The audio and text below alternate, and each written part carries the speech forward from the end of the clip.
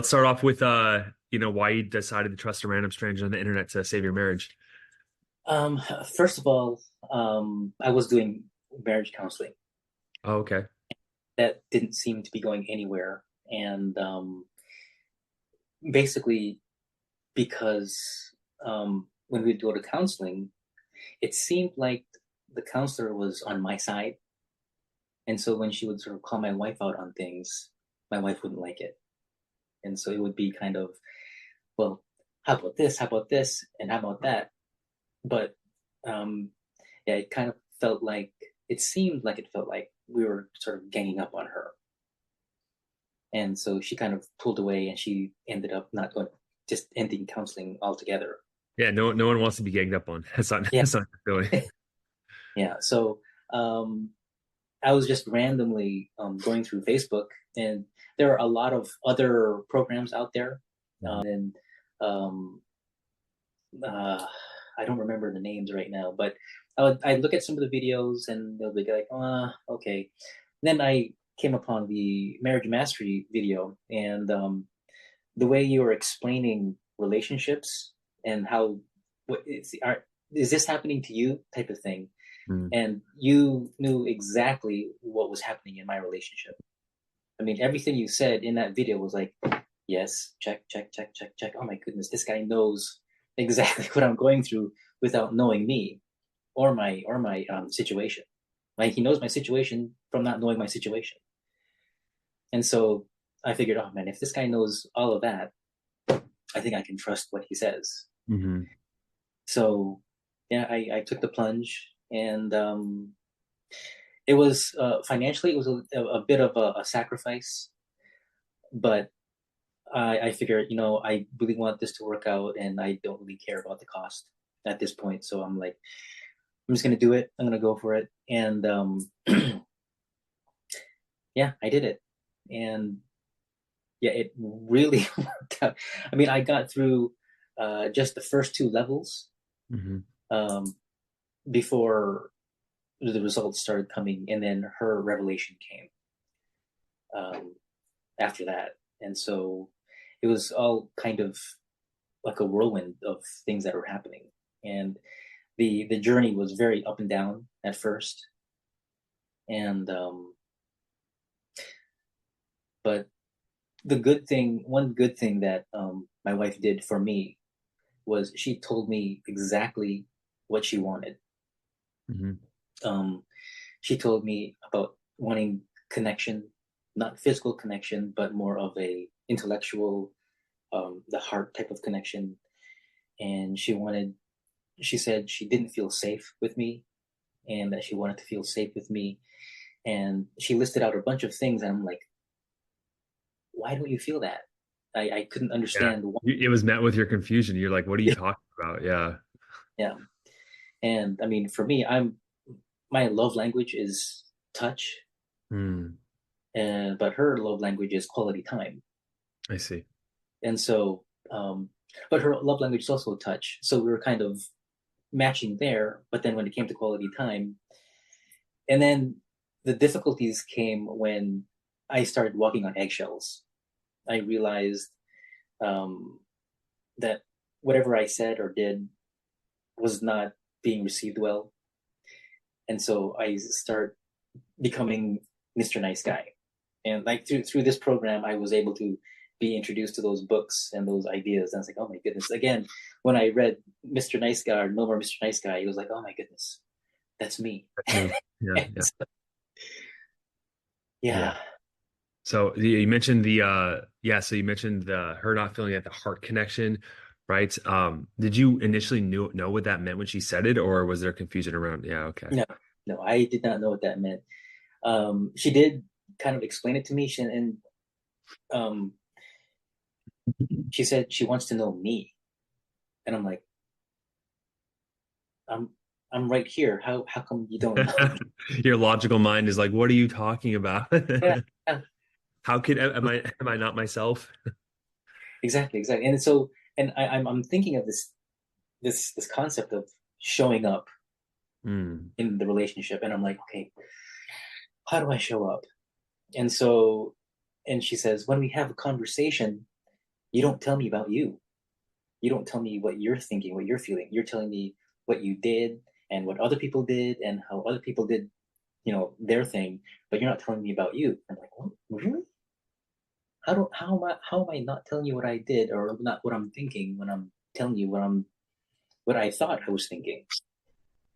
Um, and so this program really helped me sort of do an introspection on myself and actually listen to what I'm actually saying. And I'm like, oh my goodness, she's right. And that's the funny thing. Everything that she was saying about me was basically right. Yeah. Like, do I not know myself that much? Right. And through that introspection, I was able to figure out a lot of things. And at first, I was a little bit scared, nervous to reveal that to her.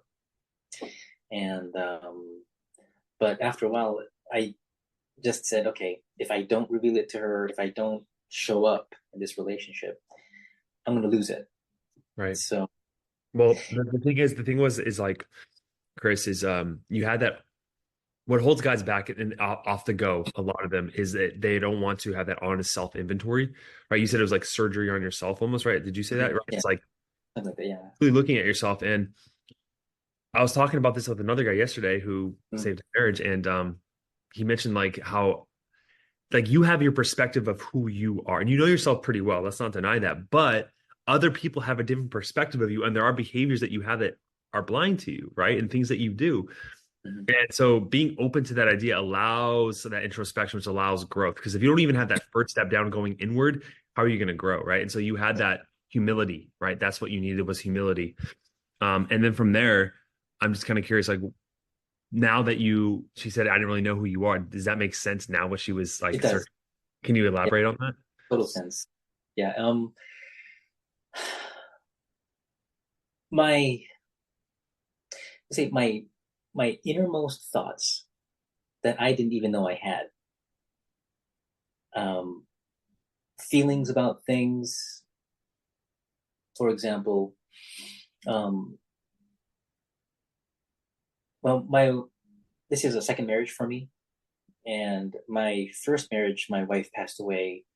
Um, yeah, after almost 25 years, and so when my wife told me, she asked me the question, "How did you communicate with your wife?" And I was like, "Well, we talked." Like, what did you talk about? Well, we talked about work, kids, plans,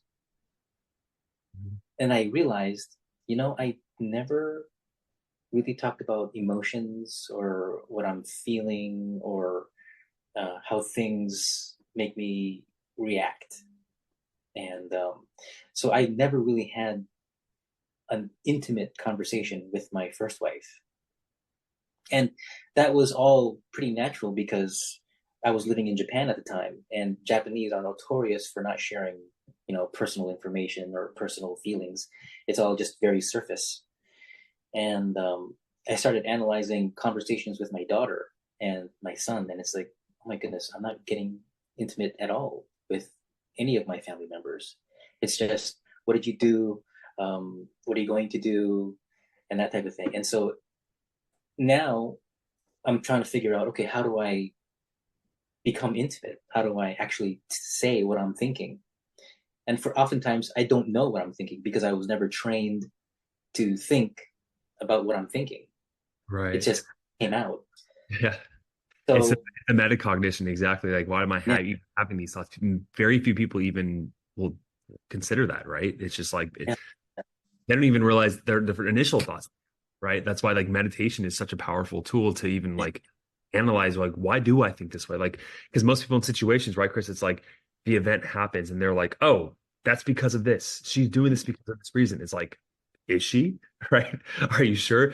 I mean, yeah, even with the process of like receiving the divorce papers from wife, it's like, oh, she's doing this because she wants to leave me. That would seem logical. Is there any other perspectives that could be there, right? So like having that metacognition is what does that allow you to do to have to realize your thought patterns? um, yeah. When I realized that I was really actually closing myself off, um, I started to actually talk about what I'm thinking. And it took me a while to get to that point where I actually know what I'm thinking. And that's where some of the homework that I did through uh, marriage mastery helped me with. I mean, it really made me dig down. I don't remember it. I should have gone back to look at some of the homework that we had to do. Um, there was this one that we had to write about. It was in level at the beginning of level two, the end of level one, and then post it in the group. And I did that. And sorry, I don't remember what the name of that Okay. homework, but that started getting me thinking about what I'm actually thinking, what's actually here. Hmm. And yeah, I had to dig down really deep and sort of say, where is this coming from? Why did I say that? Right. And but thankfully, my wife kind of guided me through. That's when I'm looking at messages from other people in like my BIA groups.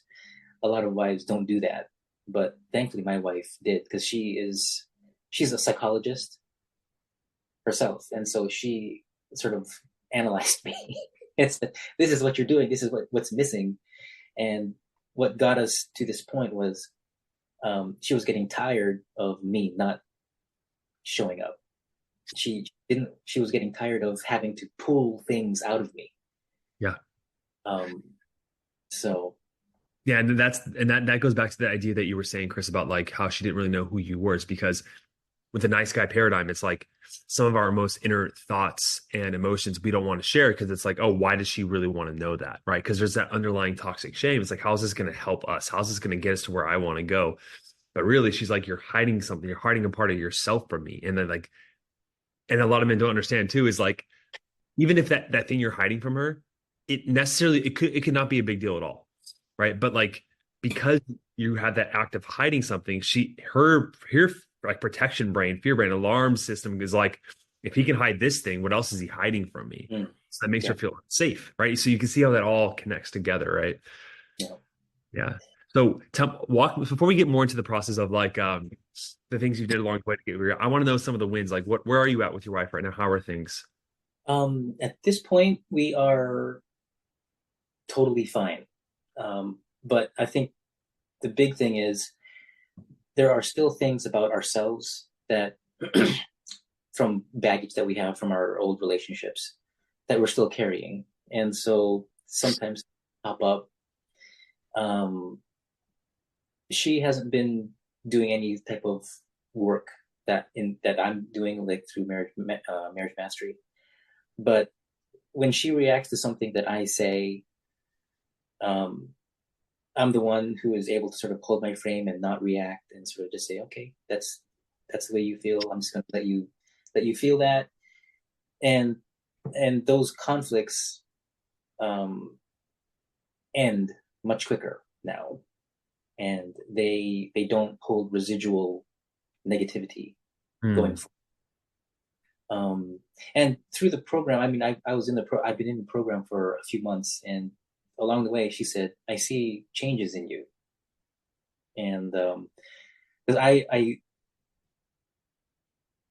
there are things that I did that I didn't know I was doing, like being passive aggressive. I didn't Right. even know what that was until she mentioned it. Like, what is passive aggressive? Well, when you say you're okay but you're not, Right. or and like, and I'm thinking, but I'm really okay. It doesn't really matter to me. Or she says I'm being defensive. Well, I'm not.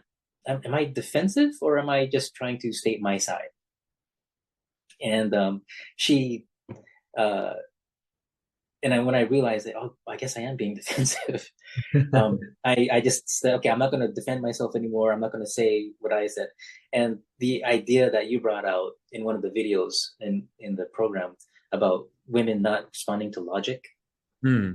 it's like, okay, that, that makes a lot of sense because I can be as logical as I can, but it's always going to be her way.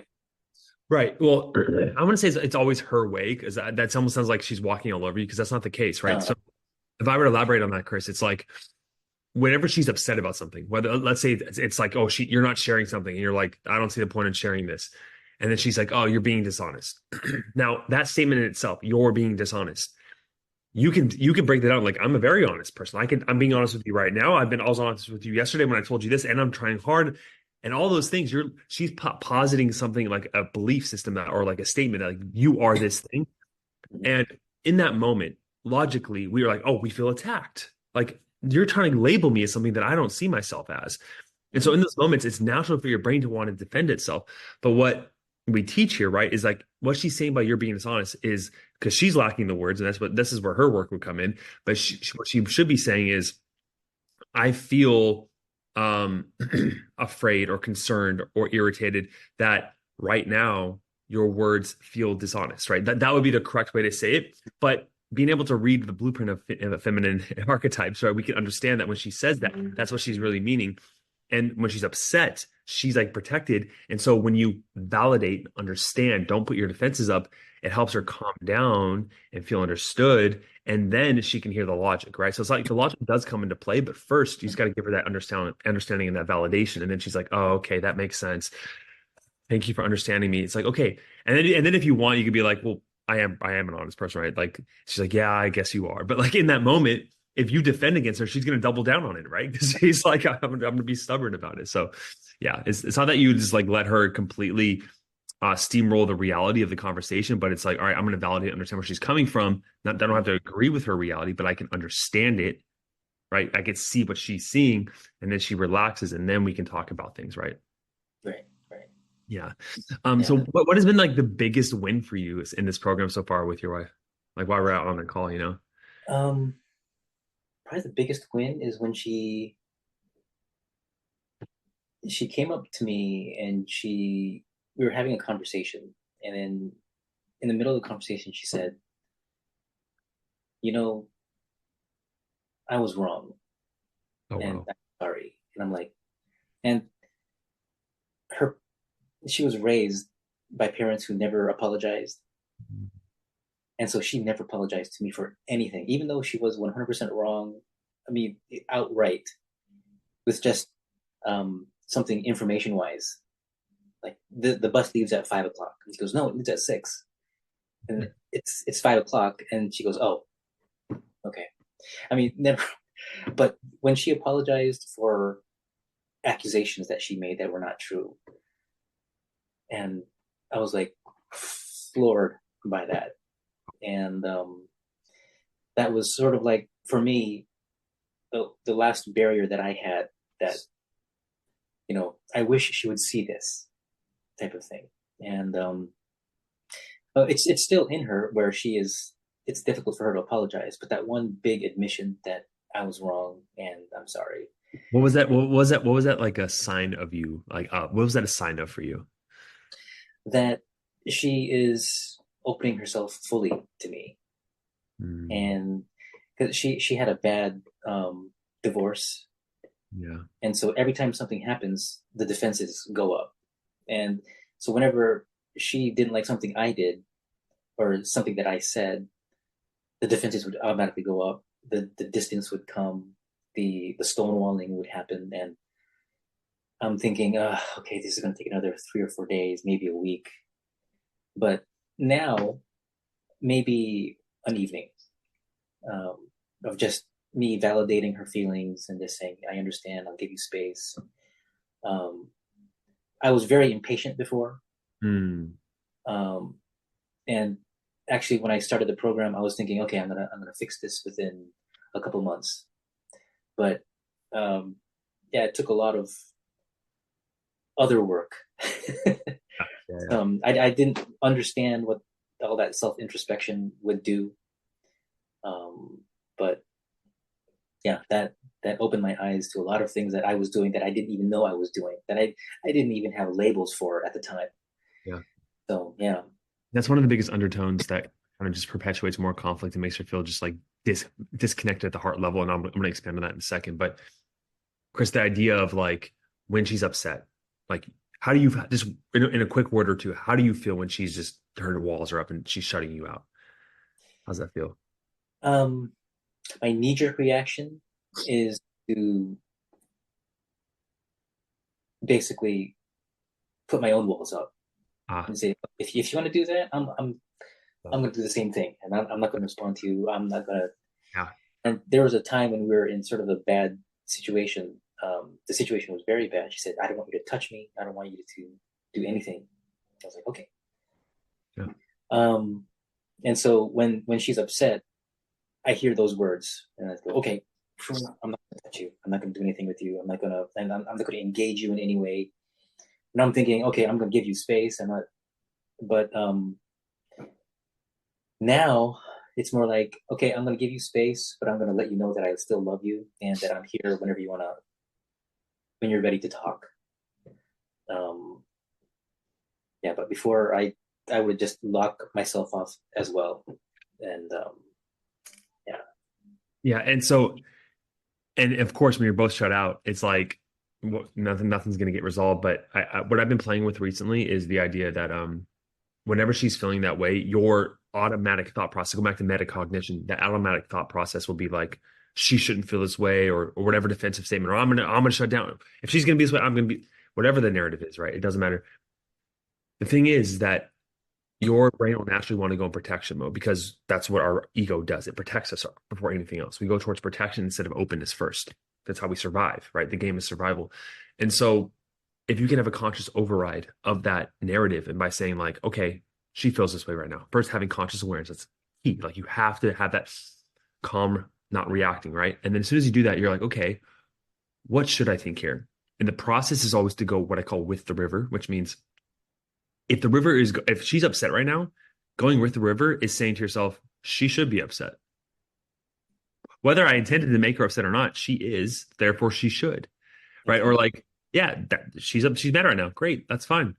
And even saying that, you're just like tense and you go, let's relax, right? And mm, you're just like next time she's upset, it's like she should be guarded right now.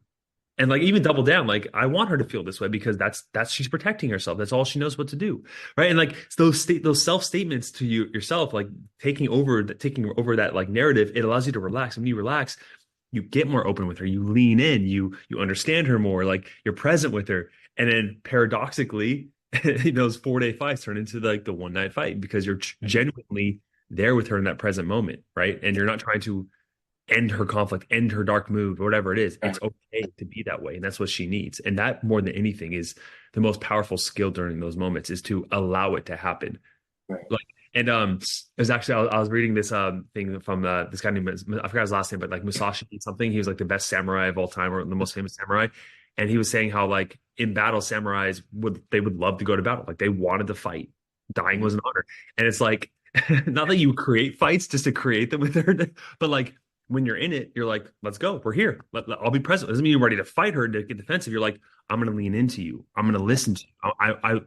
Your negative emotions, I can deal with them because if you feel that you can deal with her dark moods, she's like, wow, this man loves me, right? He's here. He's not going anywhere. I feel safe with him.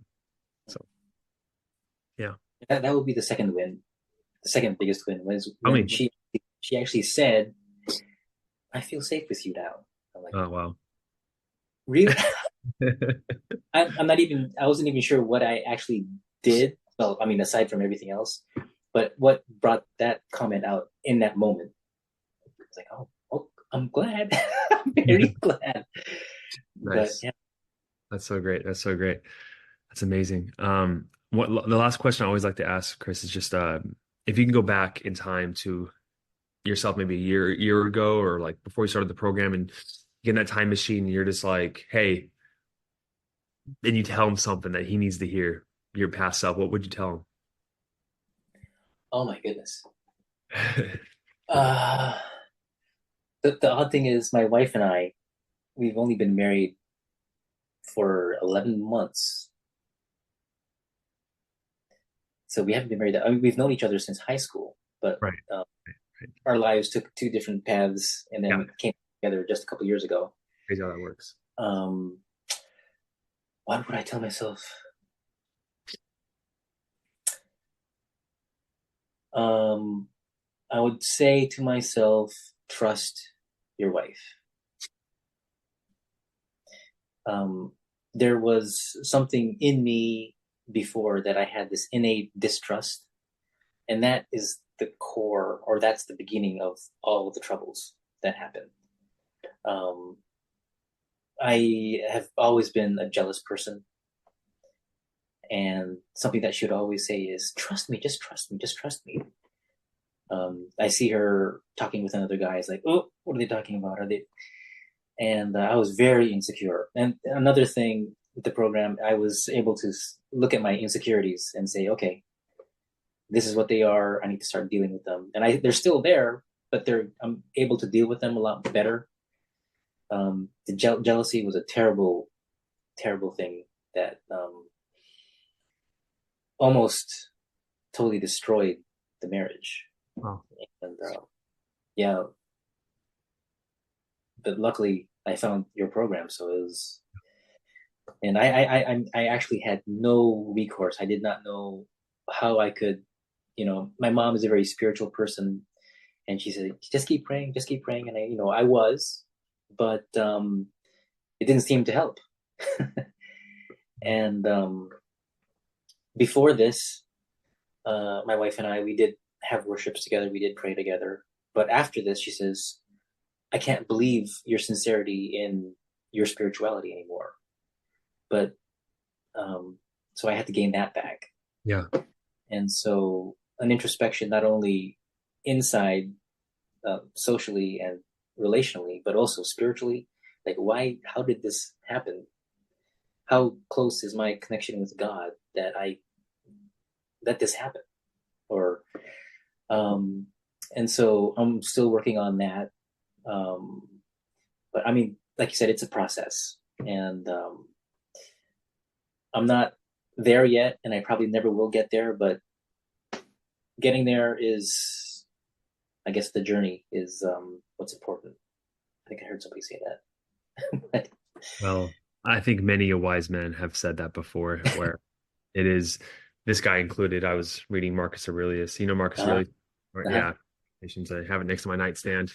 Whenever I'm going through a difficult time, I just, read his words. I don't think he said that personally, but he probably in there you could probably interpret something he said that's Mm-hmm. similar. And he would probably agree, maybe. But Chris, yeah, you just to summarize here, man, you speaking of like spirituality and understanding the journey, it's like more than anything, I think the lesson for me this past year has been humility and how our egos will get in the way and how almost in a way where not just not I think most people in your life, good people, but especially our romantic relationships, your wives, right? They're the ones, as David Data says in his book, The Way of Superior Man, like they're the oracle. They have that intuition, and I've been playing with this idea, and I'll wrap it up here. Is I have this idea that I was saying it on a podcast yesterday that it's almost like subconsciously or spiritually, she knows your divine self, who you can be, who you've been at times for her, when you've been fully conscious with her and leading and loving and whenever you fall off that perch and you're going astray, that's when she feels that disconnect from you. When she feels that disconnect from you, what happens is that she will kind of course correct you. That's when she gets upset. She's like, she does it through her indirect, negative ways at times as women do, but she does that because in the masculine paradigm, we respond to challenge. And the biggest challenge we have oftentimes is the woman we're with, right? And so um I've been playing with that idea. And so if you take that perspective, every time she is criticizing, instead of getting defensive, being like, there's something here, I'm not going to immediately react to her words. I'm not going to even take it, what she's saying for like logical face value, but there is something here. And I'm going to take a second to calm down and look at myself, analyze that, and then see where I can improve on. And so I think if we have that perspective, that's probably the best area to continue to grow. That's another huge thing that she actually said to me was, "You don't lead." And I'm like, Mm, "What do you mean I don't lead?" And it turns out that we're both very indecisive. So mm, whenever she says, "So what do you want to do tonight?" You go, "Oh, anything's fine." yeah, Or "What do you want to eat?" I'm good with anything. What do you want? right. And so now I'm sort of, taking the lead and making these small decisions. And if there's a big decision that needs to be made, I have to be the one, or I want to be the one to bring it up and say, let's talk about this. And I used to not bring up topics that we need to talk about. But now I'm sort of learning how to take the lead on that, learning what needs to be talked about, Yeah. and the masculine frame thing, the idea that was life altering. Yeah. I Yeah. didn't And even know I was doing it yeah, or lacking it. everything you've spoke to that you've worked on and are continuing to work on just calls to that idea of being that masculine leader because that allows her to feel that safety when you kind of guide her Mhm. along. Right? So, Yeah. Chris, I appreciate you so much for getting on the call with me.